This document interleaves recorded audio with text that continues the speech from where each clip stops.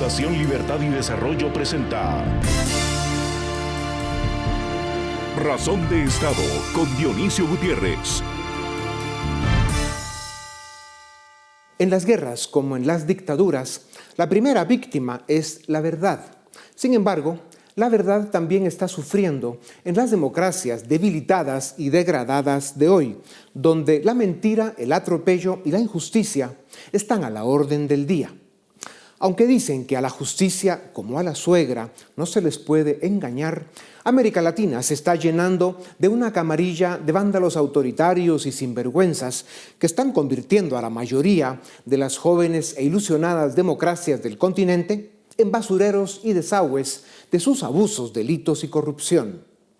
Estamos invadidos por una plaga de políticos que operan como los cochinos mal capados, políticos que moralmente son unas piltrafas, políticos que disfrazan la injusticia de verdad, que es la peor forma de justicia, y no se enteran de que la injusticia hecha a uno es una amenaza dirigida a todos. Estos son los políticos que hoy dominan en América Latina. No entienden la democracia, ni la justicia, ni la libertad. No saben que la vida de la República depende de que respeten la división de poderes. Su arrogancia y su ignorancia son tan grandes que no les permiten ordenar sujeto, verbo y predicado, y por eso, con sus abusos y sus excesos, pretenden regresarnos a los tribunales de la Inquisición. Hay momentos en la vida de las naciones, como una grave crisis, un acontecimiento extraordinario o una elección, que pueden cambiar el curso de la historia y definir el destino de una generación. Por eso, cuando la justicia ha sido secuestrada y corrompida por los vándalos, son los ciudadanos quienes no deben permitir las injusticias o abrirían el camino a todas las que siguen. Los pueblos que quieren ser naciones respetables y respetadas no pueden tener jueces que se entregan a la corrupción, que venden impunidad o sirven a agendas ideológicas o criminales. Administrar justicia demanda ecuanimidad y rectitud, porque su compromiso es la búsqueda de la verdad y se espera que sea imparcial y objetiva. Y como será difícil que el chancho chifle, toca explicar las cosas en corto y por derecho, asumiendo las consecuencias. A la justicia, como a la suegra, se les respeta. Reivindicar el sentido de las leyes, honrar juramentos y cumplir con la palabra que se da son el único camino a la construcción de naciones con mayúscula. En América Latina es cada día más evidente el malestar generalizado de los ciudadanos, debido a la incompetencia y la corrupción de los políticos y a causa del insuficiente crecimiento económico. Desde 2018 hasta la fecha, 14 de las 21 elecciones presidenciales en la región han sido ganadas por partidos de oposición o por outsiders. Factores globales coyunturales, como la caída en los precios de las materias primas que América Latina exporta, y las políticas de altas tasas de interés impuestas por los principales bancos centrales del mundo para contener la inflación, han contribuido a exacerbar la situación. Sin embargo, estas son solo algunas piezas del complejo rompecabezas geopolítico latinoamericano. El verdadero caballo de Troya que nos amenaza y nos debilita es nuestro subdesarrollo político. Ese que nos tiene detenidos en el tiempo, con instituciones débiles y corrompidas, con políticas populistas, clientelares y redistributivas que no sacan a nadie de la pobreza. En la primera década del siglo XXI, América del Sur vendió sus materias primas a precios que generaron enormes niveles de ingresos, que fueron derrochados por gobiernos populistas de izquierda. A esto se sumó la corrupción de la mayoría de gobiernos, de izquierda o derecha, lo cual provocó una profunda crisis de legitimidad política.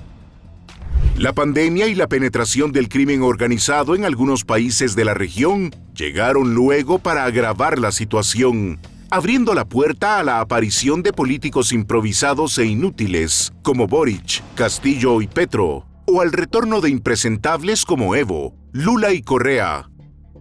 El malestar ciudadano no se expresa únicamente en las urnas. Según el Centro de Estudios Estratégicos Internacionales, CSIS por sus siglas en inglés, Las protestas en América Latina se multiplicaron por 5 entre 2009 y 2019. El Global Protest Tracker indica que desde 2017 ha habido manifestaciones masivas, y en algunos casos violentas, en países como Bolivia, Brasil, Chile, Ecuador, Honduras, Nicaragua, Perú y Venezuela. Grupos como el Grupo de Puebla y el Foro de Sao Paulo han sido acusados de instrumentalizar algunas de estas movilizaciones para desestabilizar gobiernos de orientación conservadora. A pesar de las adversidades, un 67% de los latinoamericanos continúa apoyando la democracia como su sistema de gobierno preferido.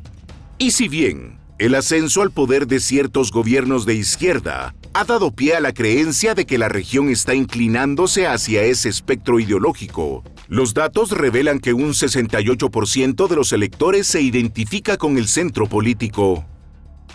Por ejemplo, después de la victoria del izquierdista Gabriel Boric en 2021, los chilenos rectificaron con el contundente no en el plebiscito constituyente de 2022 y con el éxito de la derecha en las elecciones para el nuevo Consejo Constitucional en 2023.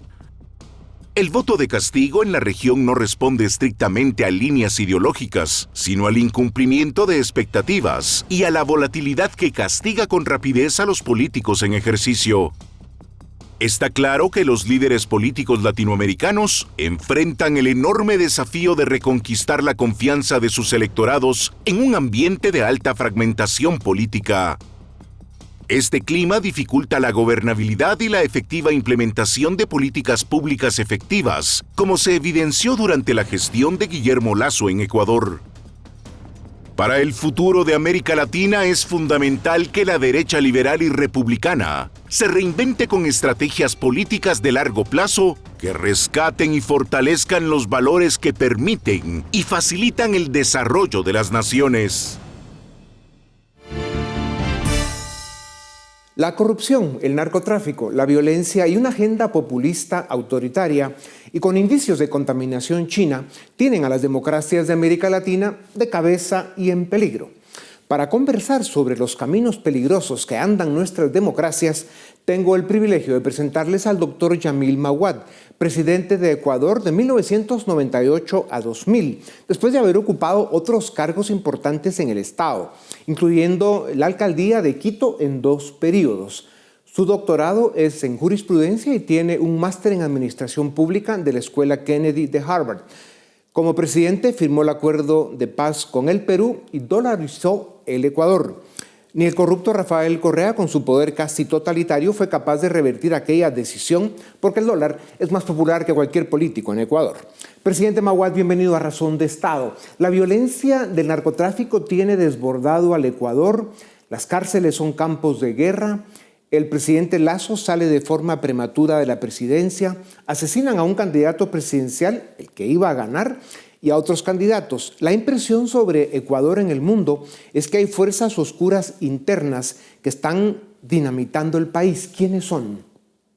Yo creo que, igual que la mayoría del pueblo ecuatoriano, definimos al problema de la violencia como el principal del país y el problema de la economía como el segundo problema. Yo diría que hay varios factores. Primero, la ubicación geográfica de Ecuador. Estamos ahí entre Colombia, un gran productor de cocaína, y Perú, por donde se trafica también la cocaína que viene de Bolivia. Tenemos una amplia costa al Pacífico. De ahí sale ese producto para ser llevado por barcos más grandes hacia los centros de consumo. Entonces, ese es un primer factor, la situación geográfica. Segundo, una gran cantidad de políticas públicas tomadas, especialmente por el gobierno de Correa. Él quitó un sistema de supervisión aérea de avionetas y de transportes marítimos que traían droga, lo eliminó y no puso a cambio nada. Flexibilizó totalmente la entrada al país, quitó visa a los ciudadanos del mundo, entraron personas pertenecientes a mafias de todos los sectores sin ningún control.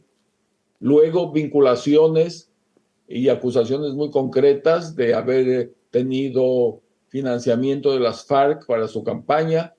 Entonces, luego a miembros de las pandillas locales los dijo que eran jóvenes que merecían la posibilidad de reformarse, los puso de candidatos a legisladores en sus listas, los llevó a la Asamblea Nacional. Todo eso produjo un sistema acumulativo de cosas, solo he citado algunas, y llegamos a la situación en que hoy nos encontramos, que es terrible, dolorosísima, y para la cual nunca estuvimos preparados, Dionisio, porque mi país no tenía experiencia en eso. Así es. Excepto en Cuba, Nicaragua y Venezuela, en el resto de América Latina todavía estamos celebrando elecciones razonablemente democráticas. Sin embargo, el deterioro institucional, la degradación en la división de poderes, una deriva autoritaria y el crimen organizado que ya describías, ocupan cada día más la vida de nuestras naciones. AMLO en México, el gobierno que no quiere salir en Guatemala, los fracasos de Petro y Boric y la situación de Perú y Ecuador dan cuenta de ello. ¿Cómo regresar a la senda de la democracia republicana con Estado de Derecho, presidente? Yo creo que una característica en el mundo, no solamente en América Latina, es que la gente está furiosa. Está furiosa contra el sistema, está furiosa contra los que mandan. Ganan elecciones siempre los que no están en el gobierno. Es muy difícil que algún gobierno se logre sucederse. Entonces, esta gente quiere cualquier cosa que no se parezca a lo que hay.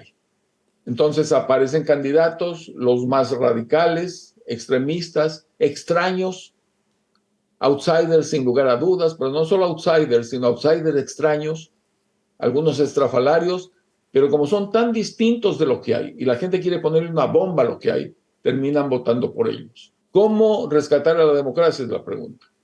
Yo creo que recordando los tres elementos esenciales. Primero, elecciones libres, que le da a un gobierno legitimidad de origen. Segundo, ejercicio del poder respetando la Constitución y las leyes, es decir, con un Estado de Derecho. Y tercero, supremamente importante, Dionisio, que produzca resultados para la gente, que mejore la calidad de vida de la población.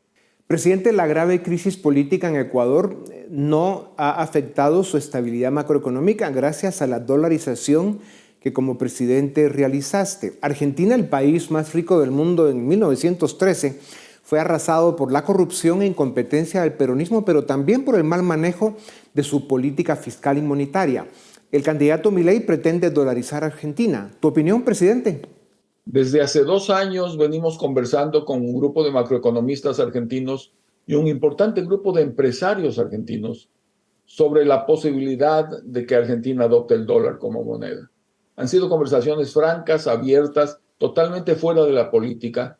Era la discusión de una política monetaria, no de una campaña política. Ahora entró la dolarización en la campaña política argentina, pero eso es hacia el final. En mi experiencia, la dolarización es una medida extrema, Dionisio, que se aplica en países con poblaciones desesperadas, que requieren un ancla y que han visto que todos los intentos de solucionar los problemas económicos, especialmente el déficit fiscal, usando las recetas que aprendemos en las universidades, que recomiendan los libros, no funcionan. Entonces, cuando eso ocurre, se busca otra solución.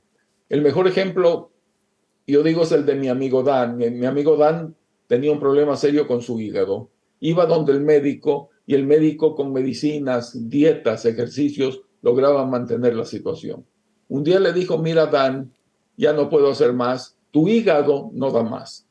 Tu opción es o te trasplantas el hígado o vas a morir. Y la primera reacción fue, eso es imposible, es una cosa dificilísima, muy riesgosa, yo no quiero eso. Bueno, no tienes opción. Entonces, ¿qué necesitó Dan para poder tener un trasplante de hígado? Un equipo médico en ese caso competente, la aceptación del paciente y un entorno que en el postoperatorio y de ahí para adelante le diera viabilidad a esa operación. Las mismas cosas se requieren para una dolarización, fue las que apliqué yo en mi país, en Ecuador. En el año 2000 ya tenemos 23 años dolarizados. Primero, un equipo muy competente de técnicos, de economistas ecuatorianos con asesoría extranjera. Segundo, la aceptación del país estaba ya 70% dolarizado. Y tercero, la viabilidad política. Un acuerdo mínimo que permitiera pasar todas las leyes necesarias para que un sistema legal estructurado para funcionar con moneda propia pudiera ahora adaptarse a funcionar con el dólar como moneda nacional. Presidente, en los segundos que nos quedan, los candidatos Luisa González, heredera del correísmo, o Daniel Noboa, el tercer millennial después de Boric y Bukele, que está cerca de la presidencia de su país. ¿Quién gana en Ecuador? Lo que dicen las encuestas es, primero, que la diferencia en votación fue de un 10%. Pero las encuestas luego demuestran que el candidato Noboa, que terminó segundo, 10 puntos atrás, ha conseguido de manera natural y orgánica una serie de apoyos que lo pondrían a él en la primera opción con una buena diferencia. Pero hay que esperar hasta ese día para contar los votos. Sin duda. Tu presencia y tu experiencia en las mesas del debate público y en la academia son indispensables, presidente. Qué bueno es para América Latina contar contigo. Presidente Maguad, gracias por tu tiempo. Regresamos en un momento para continuar con Razón de Estado.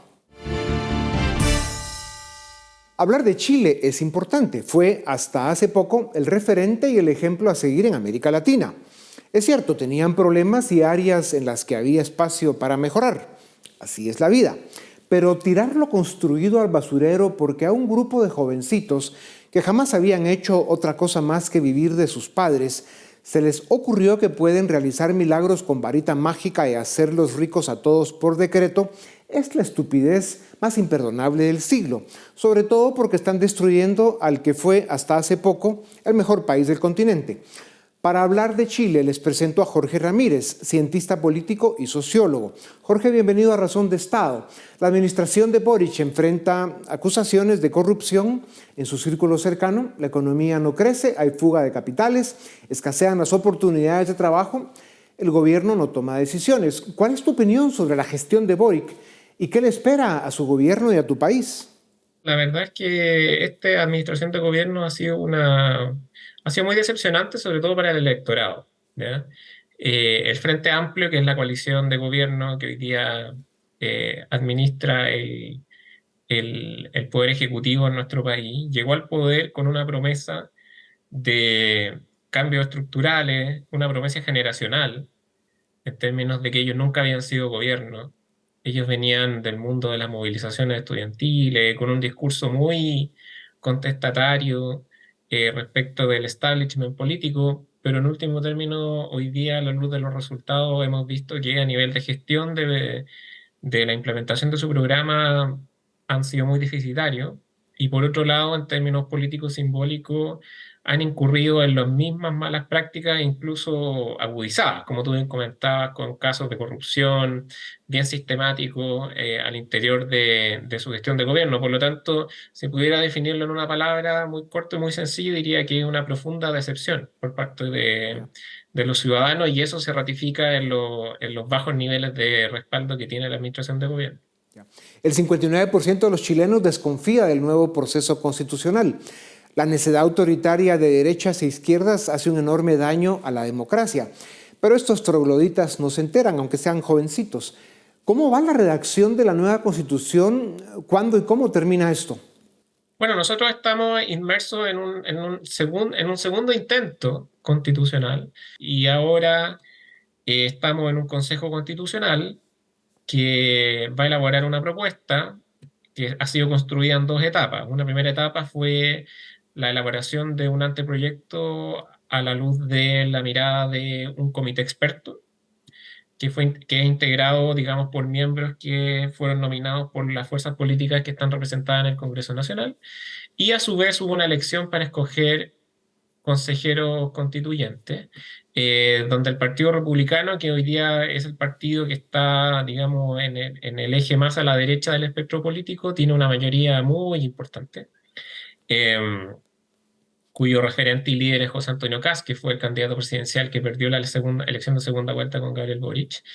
Y el referéndum o el plebiscito de salida para aprobar o rechazar dicha propuesta está convocado para el mes de diciembre de este año. Por lo tanto, en términos generales, el proceso se ha llevado de manera bastante razonable. El presidente Boric, como si no tuviera nada que hacer, pidió una condena al golpe de Estado de 1973 en Chile.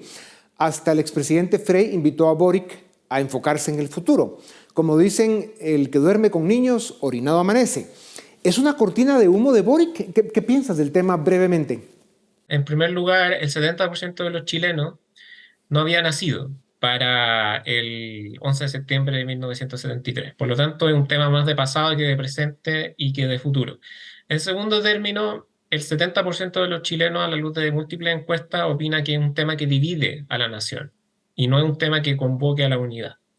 Y por último, el 57% no le interesa la conmemoración de los 50 años del golpe de Estado. El gobierno, en un afán, yo diría, bastante caprichoso, ha insistido en tratar de relevar con mucha fuerza el hito simbólico que supone la conmemoración de los 50 años. Ellos van a realizar un evento donde están convocados muchos líderes de la izquierda latinoamericana. Y muestra una vez más un gobierno que está muy disociado y que está un tanto obcecado en la línea de gobernar para una base de apoyo de izquierda dura. ¿Está aprendiendo y corrigiendo Boric en la presidencia o se hunde más en sus prejuicios y su agenda progre fracasada? La verdad es que el presidente Boric instaló un concepto bien inédito en la política nacional. Nunca un presidente había hablado de la noción de habitar el cargo, ¿ya? Él, la verdad es que se escuda bastante en el hecho de que es un líder joven, de que es una generación que por primera vez llega al poder, y él ha señalado de que él está habitando el cargo en el sentido de que cada día es un nuevo aprendizaje. Ahora se está vinculando mucho con la expresidenta Bachelet, está intentando vincularse con el expresidente Lago, y la verdad es que un poco ese ha sido el tono de su administración, yo diría. Yo creo que se denota o devela mucha inexperiencia, cierta juventud, y lamentablemente son los chilenos los que asumen las consecuencias de aquello. Así es. ¿Cuándo son las próximas elecciones presidenciales en Chile? Solo la fecha. Las próximas elecciones presidenciales en Chile son en diciembre del año 2025. Madre mía, ¿quién tendrá más chance de ganar? No, la verdad es que es muy... A ver, lo que muestra la política comparada en América Latina, que de las últimas 16 elecciones, en 12 o 13 de ellas ha ganado siempre la oposición. Okay. Esa es como una tendencia. ¿Ya posibilidad de un outsider como estamos viendo en tantos países? Mira, la verdad es que en Chile el germen de la antipolítica se está desarrollando también, pero no hay ningún rostro o líder que sea capaz de interpretar de manera fidedigna esa pulsión. Ya. Ahora queda mucho tiempo, claro. Y va a pasar también por el resultado de todos los hitos políticos que vienen. Como yo te comentaba anteriormente, hay plebiscito a fin de año, el próximo año hay elecciones municipales, y ahí recién yo te podría decir con mayor certeza cuál va a ser un poco la... Claro, y estos aparecen cuando menos te lo imaginas. ¿Están los ciudadanos chilenos conscientes de que deben rescatar la agenda democrática, liberal y republicana para seguir haciendo realidad el milagro chileno? ¿Con un sí o con un no? Yo creo que sí, pero a la luz del crudo aprendizaje que ha sido el aventurarse en este camino de entregarle el poder a una coalición inexperta, profundamente ideológica y radicalizada como el Frente Amplio. Ya. Jorge, gracias por tu tiempo. Sigan peleando por Chile, merece la pena. A ustedes también gracias por acompañarnos una vez más. Esto es Razón de Estado.